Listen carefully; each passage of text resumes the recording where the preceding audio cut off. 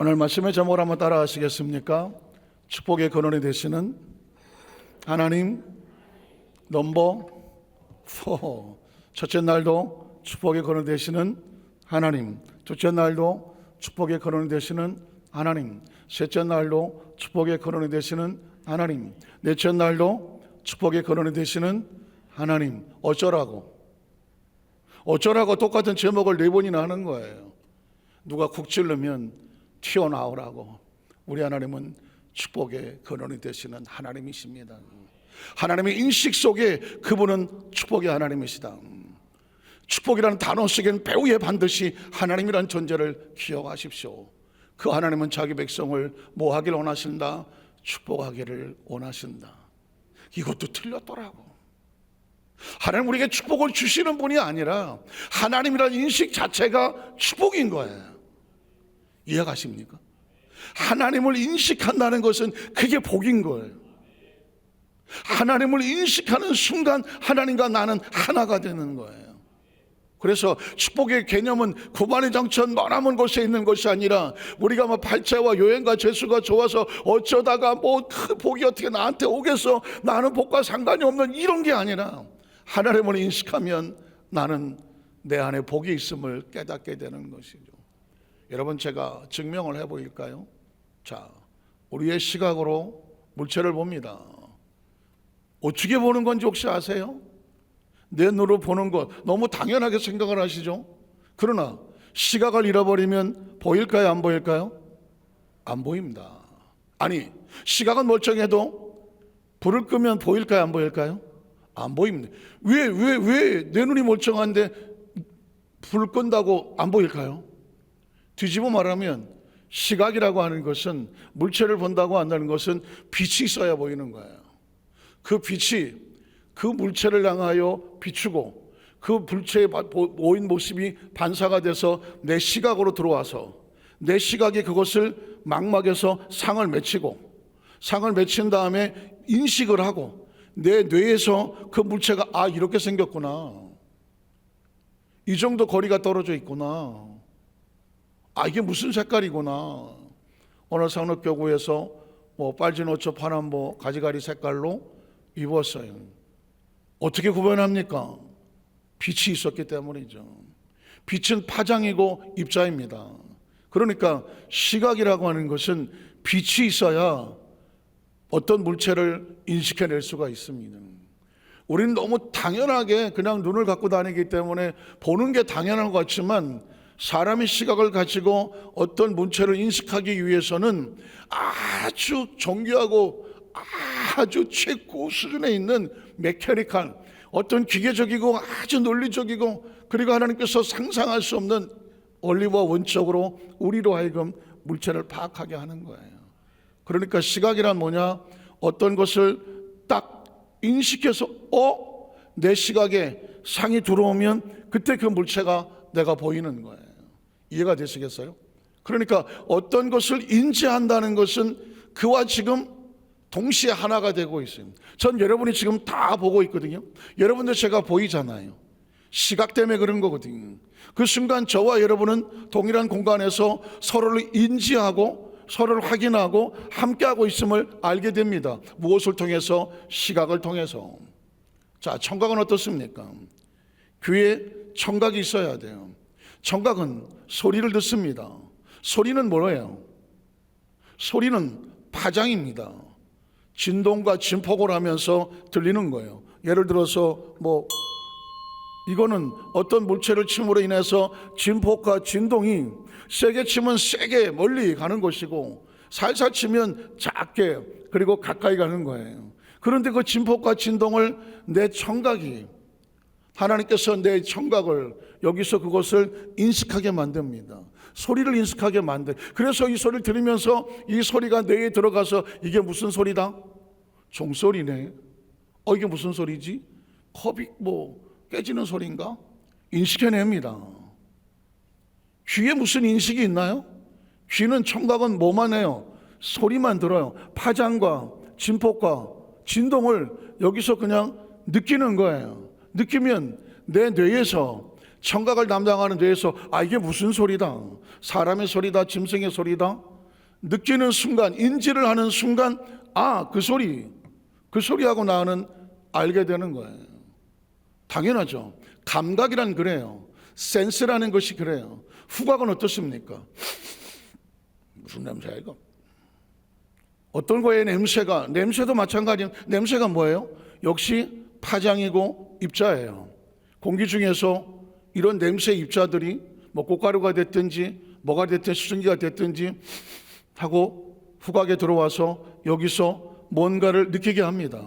느끼는 순간 내 머리에서 뇌가 이거 뭐야, 무슨 냄새다를 알게 되죠. 후각을 잃었어요. 어떤 냄새나 입자를 여기 코에 들어왔는데 이게 뭔지 모르겠어요. 그러면 도무지 알 수가 없는 거죠.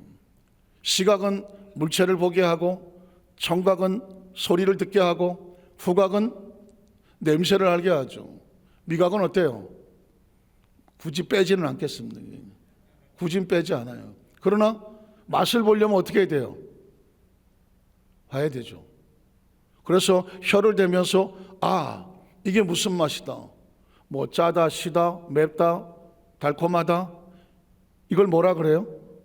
미각이라고 말하죠. 혹시 미각을 잃어버린 사람 아십니까? 미각을 잃어버리면 뭘 먹어도 맛이 있는지를 모릅니다. 왜? 음식의 맛을 느낄 수 있는 감각이 없기 때문에 그래요. 여기서 굉장히 중요한 단어는 감각이에요. 센스라고 하는 단어예요. 이 감각을 느끼는 순간 물체가 파악이 되죠. 자, 촉각이 있어요. 이걸 만지는 순간 얘가 지금 딱딱한가요? 부드러운가요? 딱딱하죠. 어떻게 알아요? 내 손으로 만지는데. 여러분은 이 물체를 지금 보고 있어요. 이게 어떤 건지를 성질까지 다 알고 있어요. 그래서 제가 만지지만 저 물체는 당연히 딱딱하다는 건 여러분이 경험을 통해서 알고 있어요. 혹시 아세요? 손에 감각이 없는 사람은 이게 딱딱한지 부드러운지를 못 느껴냅니다. 소위 말하는 한센병, 문둥병을 앓고 있는 사람들은 피부에 신경이 죽으면 아무리 꼬집어도 아픈 줄을 몰라요. 그래서 여러분 참 가슴 아픈 이야기지만 문둥병 환자들은 아침에 일어나자마자 온몸을 꼬집어 본다고 하잖아요. 꼬집어 봐요. 그런데 아파요. 그러면 저 사람 미쳤나? 지 몸을 왜 꼬집어 봐? 왜 꼬집어 볼까요? 아프라고 꼬집어 오는 거예요. 아프면 그렇게 눈물을 흘리면서 감사해요. 그런데 아무리 꼬집어도 안 아파요. 이거 안 아프면 얼마나 좋겠어. 근데 안 아파요. 안 아프면 철렁하는 거예요. 왜 안 아파요? 감각이 없어요. 감각을 잃었어요. 점점 몸이 마비되고 감각을 잃어가요. 감각이란 이런 겁니다. 어떤 것을 보고 듣고 냄새 맡고 맛을 보고 감각으로 느낄 수 있다는 것은 어떤 물체를 인지해내는 거예요. 이걸 오감이라고 말해요. 자, 인간은 오감을 통해서 3차원의 세계에 있는 것들을 인지해내죠. 문제는 식스 센스라고 하는 육감이 있는 거예요. 육감은 뭐예요? 이 오감을 넘어서는, 보이지 않아요, 들리지 않아요, 잡히지 않아요. 그런데 느껴져요. 뭐 여자들은 촉이라고 말하기도 하고, 또 어떤 사람은 예감이라고도 하고, 또 육감이라고도 하기도. 왜? 오감을 넘어서는 거니까. 이건 뭔지 모르겠지만 보이지 않고 들리지 않고 뭐 맛보지 않고 냄새가 나지 않고 손에 잡히지 않는데 뭔가가 있어. 그때 이걸 뭐라 그래야 돼? 내 예감에, 내 육감에, 이렇게 얘기하잖아요. 뭔가를 느낀단 말이에요. 인간이 어떤 걸 느낀다고 한 말이죠. 그런데 하나님은 바로 이 식스 센스에 있는 거예요. 영감에 있는 거거든요. 하나님은 보이지 않아요, 들리지 않아요, 손에 잡히지 않아요, 맛보지도 않고 어떻게 뭐 냄새 나지도 않아요. 그런데 하나님 어떻게 인식할까요? 우리가 하나님 주신 영적인 감각이, 스피리추얼 센스라고 말하는 영적인 감각이 우리 속에서 다시 눈을 뜨면 하나님이 인지가 되는 거예요. 하나님이 인지가 되는 거라고요. 제가 여러분에게 물어요. 예수님을 구주로 믿으시면 아멘 하시기 바랍니다. 이걸 얘기할 수 있는 것은 머리인가요? IQ인가요? 학력인가요? 아니면 근육인가요? 아니면 센시티브한 후각인가요? 미각인가요? 뭐예요? 어떻게 예수님이 구주인 걸 알아요? 이건 영이 born again, 중생, 거듭나서 하나님으로부터 나왔던 그 생기, 생명, 이게 다시 눈을 뚫고 내 안에서 다시 일어남으로 말미암아 영감이 생기는 거죠. 영적인 스피리처 센스가 생기면서 하나님이 느껴지는 거죠. 하나님이 느껴지고 알게 되고 들려지고, 그리고 하나님 때로 하나님께서 내가 온몸에 느끼는 것 같은 이 감각도 생기는 것이고. 어떻게 생각하십니까? 우리가 어떻게 하나님을 알 수 있을까요? 하나님은 우리가 영으로 거듭나서 영접한 자, 곧 그름을 믿는 자들에게는 하나님의 자녀가 되는 권세를 주었다. 하나님의 자녀는 세상의 자녀와 달라서 영적인 감각이 새롭게 태어나는 존재예요. 마치 아담과 하와가 처음 창조되었을 때 그 생명에 대해 하나님과 교통하고 교제하고 에덴에서 동고동락하며 서로 대화하고 같이 있었던 것처럼 최초의 인간은 하나님과 교통과 교제하게 만들어진 존재거든요. 그런데 죄로 말미암아 무엇이 죽었을까요? 영이 죽은 거죠. 영감이 죽은 것입니다. 오감은 남아있지만 영이 죽었기 때문에 영감이 없어요. 그래서 하나님을 보지 못합니다. 듣지 못합니다. 만지지 못합니다. 느끼지 못하는 거죠. 그런데 예수를 구주로 믿으면 어떻게 될까요? 우리 영이 살아나요. 영이 살아나서 예수가 구주라고 하는데 내가 그걸 느껴내요. 내 속에 있는 내 영이 하나님을 아버지라 부르는 이걸 느껴내는 거예요. 그래서 찬양을 하는데, 여러분 아까 찬양할 때 제가 얼마나 마음에 감동이 된지 아세요? 찬양을 느낄 때 여러분 찬양 부르는 걸 두고 내 속에서 울렁거리고 뭔가 내 마음이 뜨겁게 반응을 하는 것은 내 머리가 아니에요. 내가 아주 원래 센시티브해서 감정이 아니에요 이거. 그리고 내가 원체 음악을 좋아해서 내 기호, 내 가락에 맞아서가 아니에요. 내 영이 가만히 있어 다른 일을 해도 저 찬양에 반응을 하는 거예요. 저 찬양에 반응을 하고 내 영이 거기서 같이 울고 웃으면서 그 찬양에 기뻐하고 하나님께 영광을 돌리고 있는 내 자신의 모습을 보는 것은 뭐냐면, 찬양에 반응할 수 있는 감각은 나에게 오로지 식스 센스, 스피리추얼 센스, 영감밖에 없는 거예요. 이 영감이, 내 속에 있는 영적인 감각이, 하나님 주시는 영적인 감동이, 성령의 감동이, 왜 성령이 내 안에 계시는가? 내 영이 성령님을 인정하냐고 모셔드리고 내 안에 성령님이 좌정을 하는 거지. 이제 내 모든 것은 눈으로 보지 아니하고 하나님의 영안을 열어보게 되고, 귀로 듣지 아니하고 하나님의 영의 귀로 듣게 되어지고, 내 마음은 마음으로 생각하지 아니하고 하나님 신 마음의 성령의 감동으로 하게 되는 거죠. 이게 크리스찬인 거예요. 이게 크리스찬인 거예요. 영적 감각에 있는 사람이 때가 되면 하나님 앞에 나가서 예배 드리러 가야지, 이건 발이 결정하는 게 아니에요. 예배 드리러 가야 되지 눈이 결정하지 않아요. 어떤 귀가 결정하지 않아요. 내 머리 IQ가 결정하지 않아요. 내 마음의 생각이 결정하지 않아요. 내 영이 내 마음속에서 하나님을 찾아 나오는데 그것을 통로가 되는 게 우리의 몸이란 말이에요.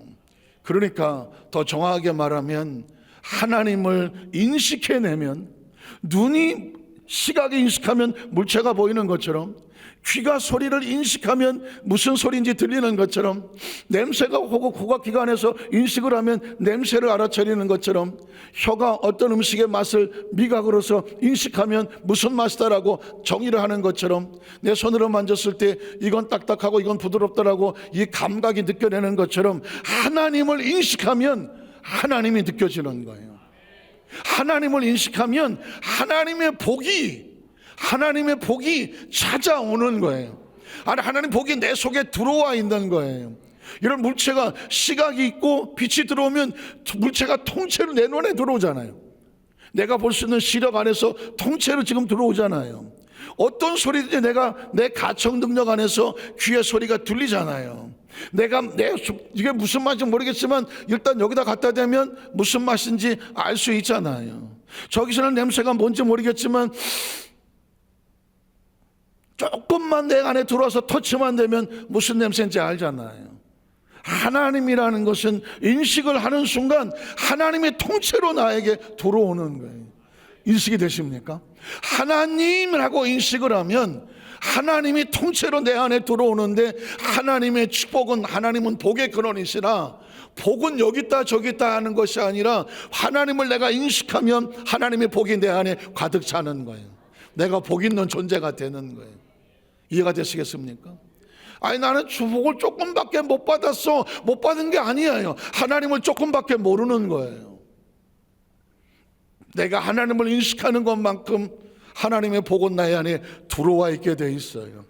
그래서 성경은 끊임없이 우리에게 도전해요. 천국은 여기 있다 저기 있다 기웃거리는 게 아니야. 기와여 천만발하고 무슨 뭐가 잔뜩 있어서 어떻게 뭐 비집고 들어가야 천국에 가는 게 아니라 하나님을 인식하면 그 사람은 천국에 있는 거예요. 왜? 하나님 안에 있으니까. 우리가 빛을 인식하면 빛 안에 있잖아요. 소리를 인식하면 그 소리와 나는 하나잖아요. 냄새를 인식하면 그 순간 그 냄새는 나와 하나잖아요. 미각을 인식한 그 음식 맛은 지금 나와 하나니까 내가 무슨 맛이라고 말하잖아요. 지금 내가 어떤 걸 느끼면 이 감각은 나와 하나잖아요. 그래서 이게 내가 느낀다고 말할 수 있잖아요. 그 정확하게 말할 수 있잖아요. 이 감각은 지금 나와 하나니까. 전 여러분에게 도전하는 거예요. 하나님은 구만의 장천 멀리 있지 않아요. 하나님은 여러분이 하나님 하는 순간, 인식하는 순간, 마치 이 안에 전기불을 끄는 순간 온 이 성전 안에 환해진 것을 여러분이 눈이 느껴내는 것처럼, 와 하나다 느끼는 것처럼 하나님하고 느껴내면서 여러분이 하나님을 인식하면 하나님이 내 안에 가득하는 거예요. 하나님의 음성을 여기서 들으려고 할 이유가 없어요. 내 안에 하나님이 계시면 하나님이 내 안에 말씀하시고 역사하시고 운행하시고 하나님과 나와 떠난 적이 없는 거죠. 이해가 되십니까?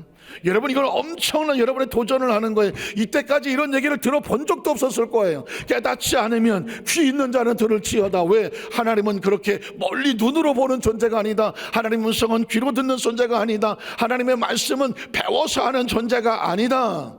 하나님은 지금도 내 안에서 나로 하여금 하나님의 뜻대로 인도하고 보게 하시고 듣게 하시고 말하게 하시고 움직이게 하신다. 하나님이 내 안에 있다.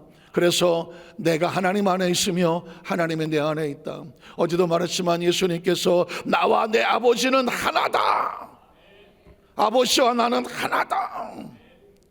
그러므로 너희가 내 안에, 내 말이 너희 안에 있으면 너희가 무엇인지 원하는 대로 구해라.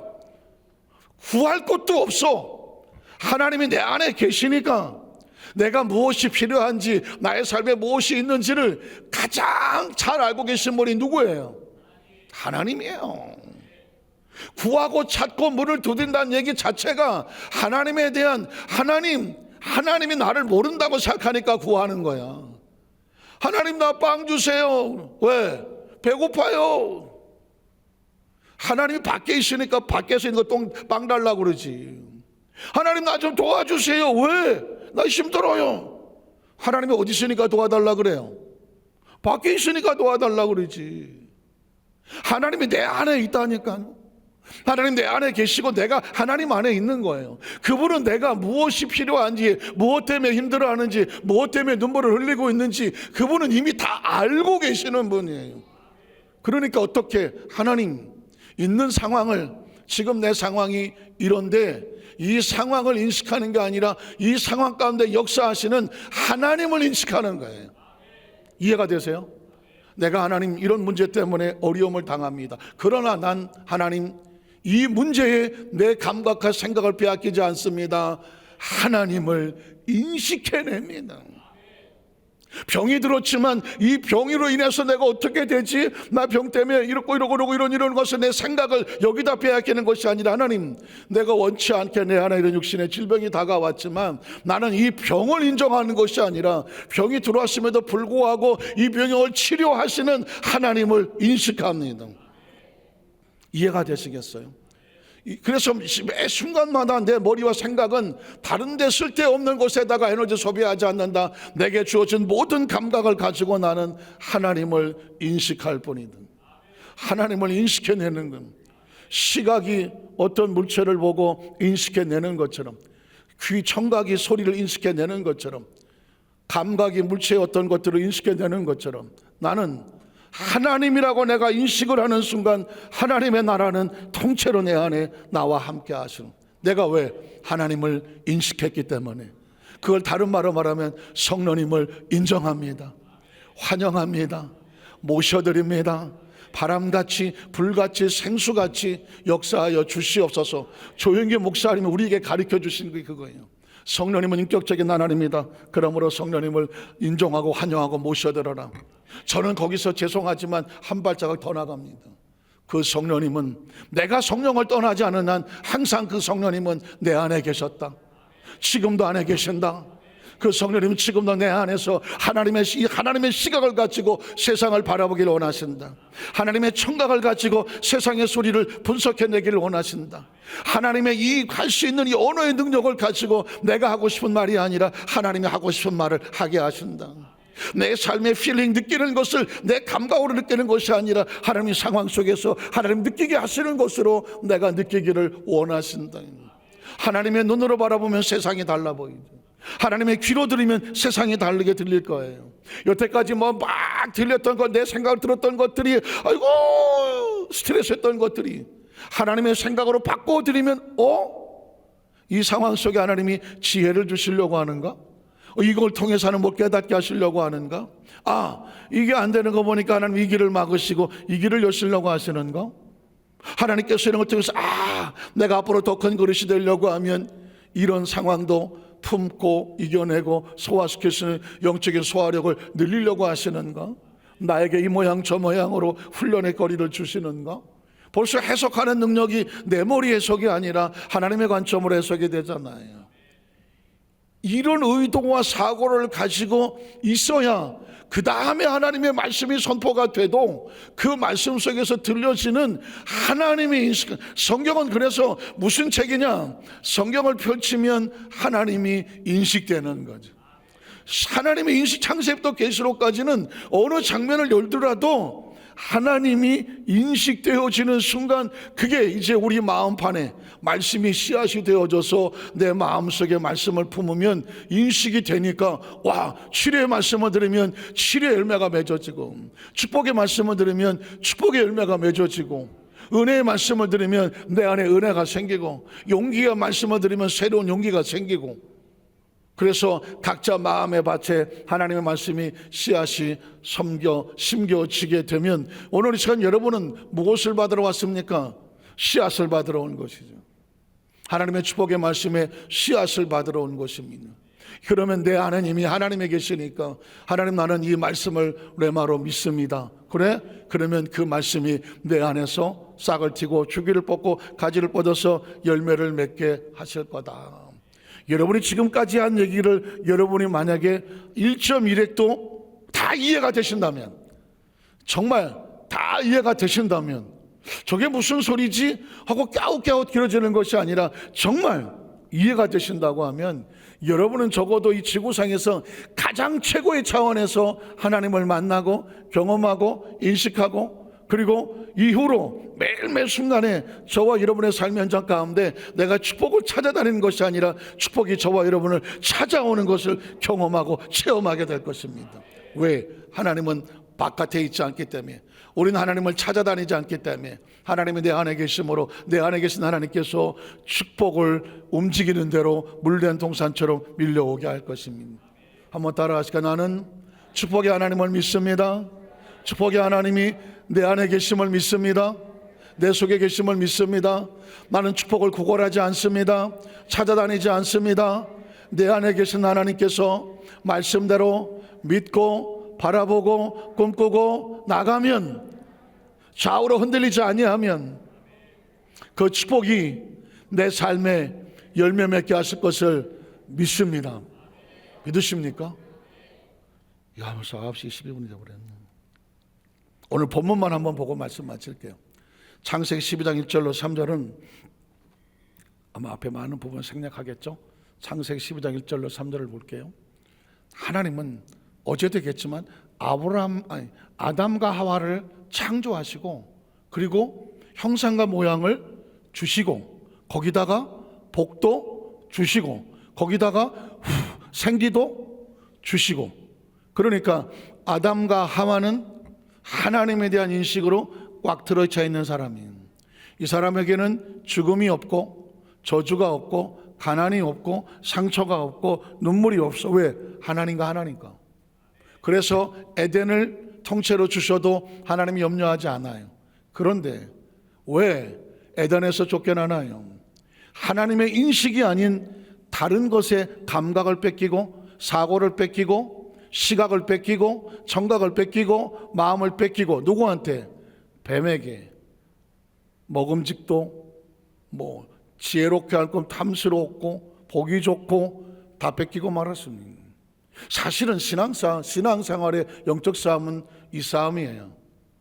과연 내 눈으로 볼 것인가? 하나님의 말씀의 시각으로 볼 것인가? 내 귀로 들을 것인가? 말씀으로 걸러진 말씀의 청각으로 들을 것인가? 내가 내 마음대로 할 것인가? 내 마음판에 하나님의 말씀을 쥐하러 묵상하고 그 가운데 기록한 대로 말씀이 나를 생각하게 할 것인가? 여기에 실패하면 무너지는 것입니다. 그런데 하나님께서 다시 심판한 다음에 노아에게도 아담과에게도 똑같은 말씀을 하셨습니다. 축복, 내가 너의 삶을 축복. 오늘 믿음의 조상이라고 하는 아브라함에게도 사람도 바뀌고 세대도 바뀌었는데 하나님의 패턴은 똑같아요. 아브라함에게도 제일 먼저 만났는데 하시는 건 뭐냐? 네 안에 축복의 본능을 끄집어내라. 축복의 본능을 살려라. 인간의 가장 소중한 것은 뭐냐? 생명이 살려면 축복이 있어야 돼. 생명이 살려면 축복이 있어야 돼요. 그래서 하나님께서 아담과 하와에게 노아에게 했던 것처럼 아브라함이 오늘 하나님을 만납니다. 기억하셔야 돼요. 하나님과 아브라함이 처음 만나는 거예요. 처음 만나는 거예요. 여러분에게는 수천 번 들은 성경 구절이겠지만 이 백그라운드는 하나님과 아브라함이 처음 만나는 거예요. 그러면 처음 만나는데 하나님은 뭐라고 말씀하실까? 야훼께서 아브라함에게 이르시되, 궁금하죠? 제일 먼저 무슨 얘기를 하실까? 제일 먼저 하신 얘기가 뭐예요? 너는 너의 고향과 친척과 아버지 집을 뭐 해라? 고향과 친척과 아버지 집이 뭐예요? 하나님의 시각이 아닌 내 시각으로 익숙하게 바라봤던 거. 저건 뭐야? 내 시각으로 바라봤던 거. 그건 이런 말이지. 내가 듣고 내 마음대로 해석했던 익숙했던 감각. 이건 무슨 맛인데? 내가 내 감각으로 미각으로 느꼈던 나의 맛. 이건 무슨 냄새인데? 내가 내 코로 맡았던 냄새. 이건 딱딱한데 내 오감으로, 다시 말해서 하나님 없이, 영감 없이, 스피리처 센스가 없이, 영이 없이 내 오감으로만 살았던 내 삶에 익숙했던 고향과 친척과 아버지 집은 내 육신적인 삶. 이 삶을 어떻게 분리시켜야지. 떠나라는 얘기는 뭐예요? 죽이라는 얘기입니다. 죽는 거 아무것도 아니에요. 우리의 몸에서 뭐가 떠나면, 영혼이 떠나면 육체를 뭐라 그래요? 죽었다고 말하는 거예요. 아브라함에게 하나님께서는 너의 지나간 고향과 친척과 아버지의 집을 떠나라는 얘기는 네가 익숙하게 생각했던 옛날의 육적인 모든 삶을 장사시켜. 광야에서 300만이 하나님 없이 살았던 그 고백으로 장사됐던 것처럼, 애굽에서 나올 때 홍해수 바닥에서 마른 땅처럼 거리면서 옛 애굽의 생활을 장사시키고 예수 죽음 내 죽음 하면서 다시 올라왔던 것처럼, 이해가 되십니까? 장사시켜. 그럼 어떻게 살아요? 이제부터는 내가 내게 뭐하는 땅? 보여주는 땅이에요. 내가 보고는 땅이 아니에요. 내 시각에 하나님이 들어오셔서 나로 하여금 보게 하는 땅. 내 귀로 이건 이 소리야라고 내가 판단하는 것이 아니라 하나님 말씀하시옵소서, 무슨 소리인지 하나님의 음성을 들려주시옵소서, 하나님의 말씀으로 한번 걸러낸 음성. 이해가 가시겠어요? 내 삶은 이렇다라고 내 삶을 스스로 판단하고 해석해내던 나의 센스가 아닌, 나의 감각이 아닌 하나님 안에서 말씀을 통해서 이게 이렇게 되는 거구나 라고 느껴지는 새로운 삶. 내가 내게 보여줄 땅으로 어떻게 가라고 분리시키라고, 새롭게 출발하라고. 그러면 어떻게 되는데, 이제부터 내가 보여주는 땅은 너라는 존재는 말이야, 지금은 아이도 없고 자식도 없고 나이 75세에 아직은 모르는 존재 같이 보이지만 내가 너를 보고 있는데 너는 뭐가 될 거야? 자신이 없어요. 넌 지금 내가 달랑 부부간에 혼자 있는 것 같지만 내가 너를 보니까 넌 뭐가 될 것 같아? 큰 민족이다. 이해가 되십니까? 내가 볼 때 너는 큰 민족이야. 그리고 너라고 하는 존재는 이미 내가 너에게 뭘 줬어? 복을 줬어. 복을 줬다고. 그리고 어떻게? 내 이름은 어떻게 될 거다? 참되게 될 거야. 왜? 네가 뭐니까? 복이니까. 복이니까. 보이세요? 전 여러분에게 이 말씀은 아브라함에게 하는 얘기가 아니에요. 지금 여러분의 마음속에 하나님 말씀하는 거예요. 익숙했던 여러분의 삶에 나도 모르게 본능적으로 튀어나온 나의 감정, 기분, 생각, 내 육신으로 살았던 내가 가졌던 이 또아리, 아성, 이거 다 죽여, 끊어, 떠나. 그리고 네가 정말 하나님을 믿는다면 하나님의 생각과 사고로 인하여 지금 내가 사는 것이 아니라 내 안에 예수 그리스도가 산다며 하나님으로 생각으로 살아. 하나님이 내 안에 있는 사람은 절대 불행하지 않아. 하나님 없으니까 불행해요. 상처받았어요.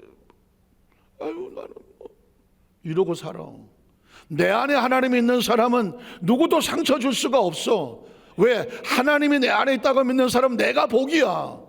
내 이름은 창대하게 될 것이며 큰 민족이 될 것이며 내 의사와 상관이 없어. 나라고 하는 존재가 그래. 아브라함이 하나님 만나기 전에 뭐가 있었어요? 아무것도 없었어요. 하나님의 인식이 되니까 그 안에 숨겨졌던 하나님의 세계가 보이는 거예요. 단지 너는 네 본토 친척 고향을 떠나기만 하면 돼. 너라고 하는 존재는 본토 친척 고향에 파묻힐 존재가 아니고 어떤 존재냐? 내가 너의 미래를 얘기해 줄게. 내가 보여주는 땅으로 가. 너 자신을 새롭게 봐. 조금 힘드시겠지만 여러분의 영혼을 끄집어내. 자, 하나 둘 셋 다 끄집어내요. 다 준비됐어요? 여러분의 영혼을 끄집어내라고. 끄집어내서 여러분을 쳐다보라고. 바깥에 나와서 여러분을 보라고. 보여요? 어떻게 보여요? 한심해 보여요? 불쌍해 보여요? 가난해 보여요? 어떻게 병들어 보여요? 아유 내가 어쩌다 이렇게 나이를 많이 먹었나? 이렇게 보여요? 어떻게 보여요? 여러분이 영혼이 빠져나가 여러분을 보러, 그거 여러분 아니에요. 그게 본토 친척 아비 집이에요. 거기서 떠나세요.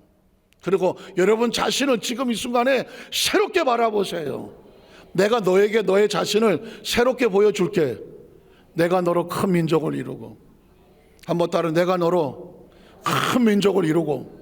여러분 자신은 하나님께서 어떻게 만드실 거라고 하나님이 보는 걸 같이 보는 거예요.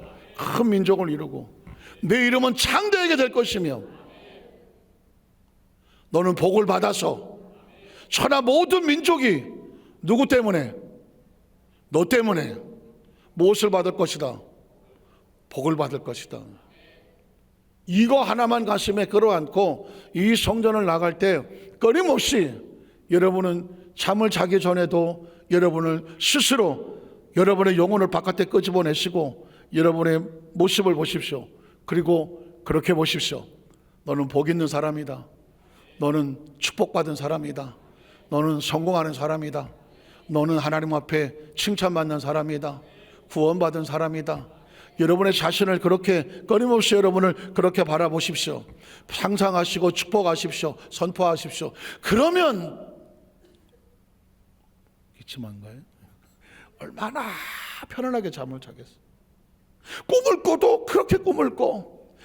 그리고 아침에 눈을 떴을 때 제일 먼저 일어나자마자 하는 얘기는 오늘도 너는 축복받은 사람이다. 복을 받은 사람이다. 창대한 사람이다. 네가 복이다. 움직이는 곳마다 하나님이 나와 함께 가시니까 복 있는 장소가 된다. 그렇게 하루를 축복의 존재로 만드십시오. 4절에 보면 아브라함이 야훼의 말씀을 따라갔고, 뭘 따라간 거예요? 소리 듣고 따라간 거 아니에요. 따라갔고 자기 자신을 축복의 모습으로 가슴에 끌어안고 자기를 바라보았고, 말씀을 믿고 따라간다는 얘기는 그렇게 바라보았다는 것입니다. 이 시간 이후에 저와 여러분의 존재는 전혀 다른 존재가 돼요. 이해가 되시겠어요? 여러분의 존재는 지금 여러분의 의식 속에 가지고 있었던 주민등록장에 있는 여러분, 등본에 있는 여러분, 여러분의 지난 앨범 속에 있는 사진의 여러분, 그건 전혀 여러분과 상관이 없어요. 여러분을 붙잡고 늘어지게 하고 낙심하게 하고 오늘 이 시간에도 이 말씀이 선포된데도 불구하고 여러분의 의식과 사가 여전히 달라붙어서 이 말씀이 여러분의 의식에 들어오지 못하게 하고 끊임없이 방해하고는 어떤 것이 있다고 하면 반드시 그거와 싸워서 이겨내야 돼요. 오늘 이 말씀은 여러분의 운명과 여러분의 삶 자체를 뒤집어 놓을 거고요. 그리고 기대하십시오. 내가 내게 보이는 조이는 땅으로 가라. 그리하면 너를 뭐가 기다리고 있느냐? 하나님의 축복이 기다리고 있다고 말했습니다. 왜 하나님이 내 안에 계십니까? 그 마음, 이건 그냥 뭐 가정도 아니고 위로도 아니고 아예 그냥 착각도 아니고 작시가 아니에요. 여러분, 하나님의 살아계심을 믿으십니까? 이 하나님 말씀이심을 믿으십니까? 이 말씀 안에 어마어마한 비밀이 있는데 제가 이 말씀을 발견해내고 비밀을 여러분에게 선포하는 거예요. 적어도 강대성에 설교하는 목사가, 그 설교자가 하나님의 비밀을 발견하지 못하고 비밀을 대언하지 못하고 비밀을 선포하지 않는다면, 여러분이 말씀을 수천 년 전에 들었던 그 얘기를 그대로 전달하고 앉아있다고 하면 그게 전달자고 그냥 무슨 뭐 교사요, 그것에 끝나지. 오늘 저는 여러분에게 하나님의 비밀을 여러분에게 선포한 거예요. 여러분은 그렇게 세상에서 육신으로 살 존재가 아니에요. 복이에요. 그래서 하나님을 복의 근원이라고 말씀하는 거죠. 이렇게 설교하면 오늘 저녁, 내일 아침 새벽 6시까지도 해요. 왜냐하면 속이 그렇게 타요. 그러나 목사님 나 내일 아침 출근해야 돼, 그러실 분도 계시기 때문에 여기서 끊어요. 한 가지만 기억하세요. 하나님은 멀리 떠나 있지 않아요. 내 안에 하나님이 계셔요. 이걸 모르고 살았어. 다시 그럴 필요 없어요. 어마어마한 존재가 여러분 안에서 꿈틀거리고 움직이고 생명이 있고 기적이 있고 은행이 있고, 그래서 그런 비밀이 가득 차 있는 것이 하나님 말씀이. 하여튼 최대한 내가 긁어내고 찾아내고 뽑아내서 여러분의 속에 그 마음판에 다 뿌릴 거예요. 그 말씀을 받는 자마다 더러는 30배, 더러는 60배, 더러는 100배의 축복의 주인공이 되시기를 주님의 이름으로 축원합니다. 기도하겠습니다. 전능하신 하나님 아버지,